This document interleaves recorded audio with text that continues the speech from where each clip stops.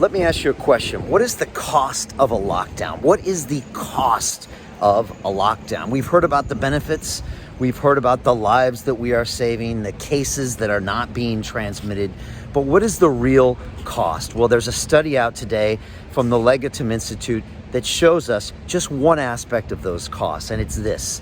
An additional 700,000 people in the UK have now gone below the poverty line because of COVID.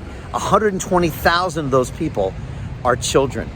Now 15 million people in the UK are below the poverty line. That's 22% of the population, but it gets worse in London, where 28% of our citizens, 2.5 million Londoners, are currently living below the poverty line, and a chunk of those people are there because of this lockdown effort and its disproportionate response to the virus. But it gets even worse. At certain boroughs in this city, for example, Tower Hamlets, 6 in 10 children are in poverty. 6 in 10 children. And yet, what did our current mayor of London do?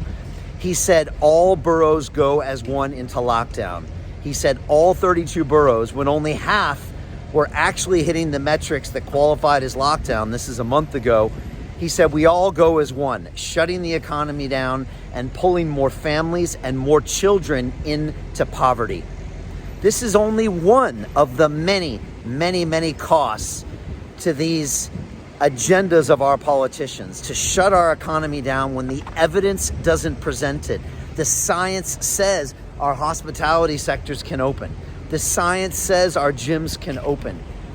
The science shows us we can do this safely and protect the strong by getting them back to work. And yet our leaders, our mayor of London, shuts the whole place down, and we start to see some of the effects in our mental health, in our younger generation be a lost generation, in our physical health because people are missing appointments. 3 million people missed cancer appointments for the NHS because of lockdown. And now we're seeing it in poverty, and now in our younger people. 6 in 10 children in poverty. That's unacceptable for this city of London. And if we continue these draconian lockdown measures, it's going to get worse and worse and worse. And again, you always have to weigh the cost versus the benefits.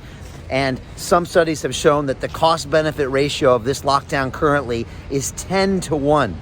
As in, we're going to pay 10x the amount of whatever we're saving now in terms of lives. We're going to pay 10 times that in terms of more lives lost, people in poverty, mental health, depression, businesses that can never come back, livelihoods that can never come back. This is the real damage to our country, and it's what our chancellor recently called deep scarring of the economy, which manifests itself in so many ways. One of them is our children go poor. And I'm stating this because we have to understand, yes, we have to make hard choices right now by getting this city and this country back to work. And yes, there will be a price to pay, but is that price much better than the long-term damage that we're going to see from this lockdown? And I say yes, you know that's true. All of the guests I've had on London Real, from Harvard professors to Nobel Prize winners, have all said the same thing. The lockdown is the wrong thing, which is why my policy of get London back to work is resonating so well with the 9 million citizens here. And it's something we all know deep inside. It's the right thing to do.